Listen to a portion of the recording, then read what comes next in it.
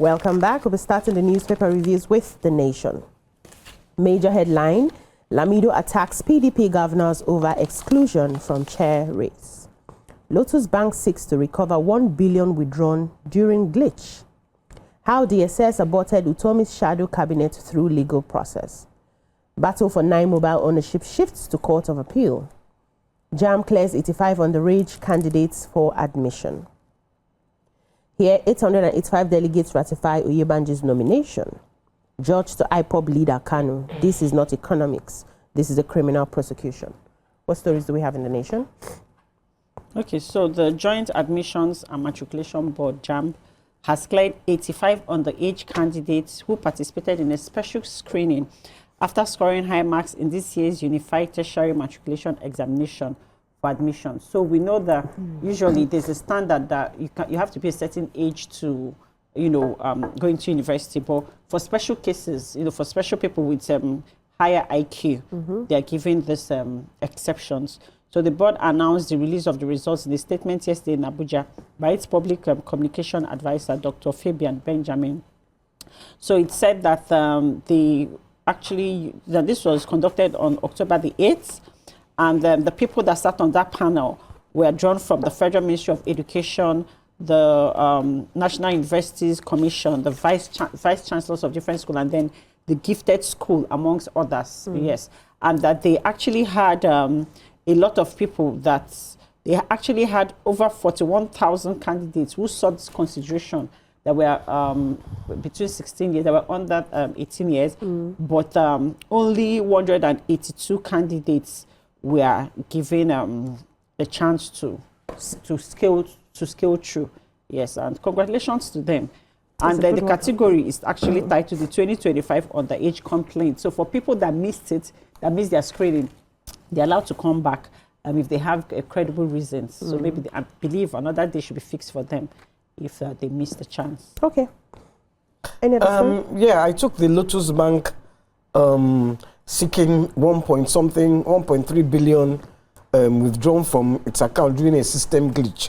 Apparently, in July, on the 20th of July 2024, they had a system glitch. Coda name is system failure. That the 718 customers withdrew money that was not in their account to the tune of 1.3 something billion. Wow. Interesting. Nigerian. It's not funny. It's not funny at all. And they are trying to get the money back. They talk to. They are suing 45 banks. Money Point is among PalmPay services, OPay Digital, GTB, Access. Many banks are involved in it.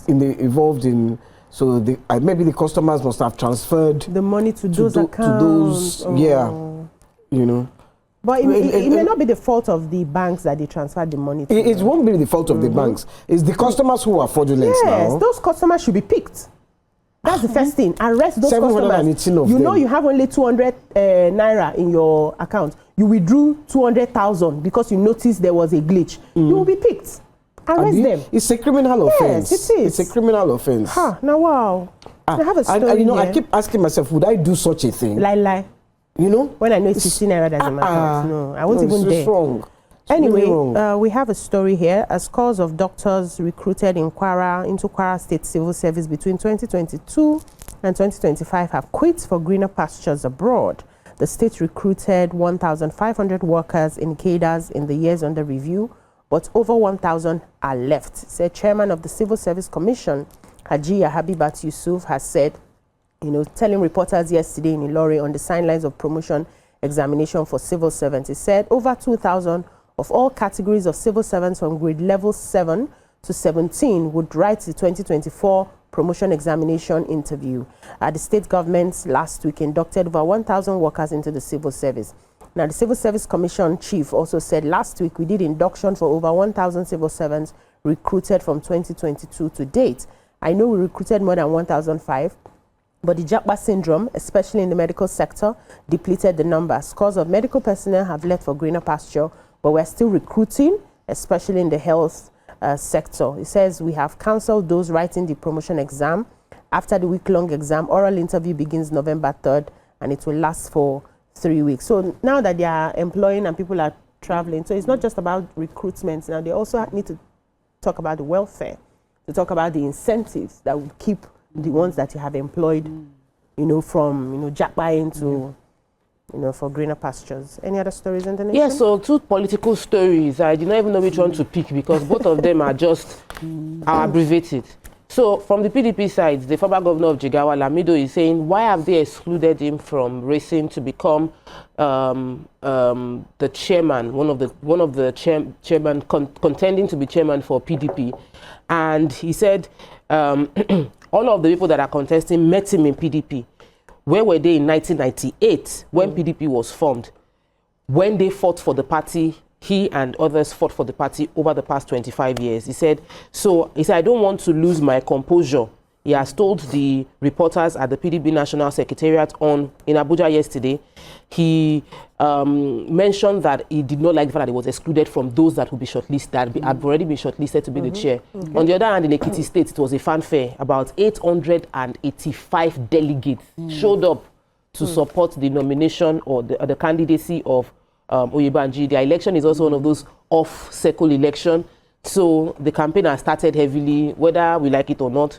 The campaign is set for June next year, but the carnival that will take place all around Ekiti has started. Ekiti people have a choice. They would vote by June 20th, but the PDP people, their own decision is in November 15th, when they'll be having their convention in Ibadan, your state, to pick their next chair and many other positions that they want to fit within the National Working Committee. Okay, moving on now to the Punch. We'll take the headlines and then maybe one story before we go on a short break. Major headline: PDP consensus deal shatters as Lamido rejects Turaki. 92-year-old Bia's 8-term win sparks protest in Cameroon. Tinubu Obasanjo lead dignitaries to honor late Christopher Kolade. Natasha broke penal code in attacks on Akpabio Bello. Doctors mobilized for Friday strike amid 38 billion unpaid allowances.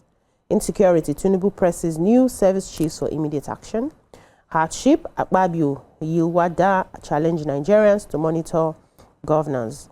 A collapsed Lagos building, occupants ignored distress signs, according to residents. Terrorism: George begs Kanu in God's name to consult lawyers. I think we should take a short break here. When we come back, we'll continue the paper reviews. Stay with us. Stay tuned. Your View will be right back.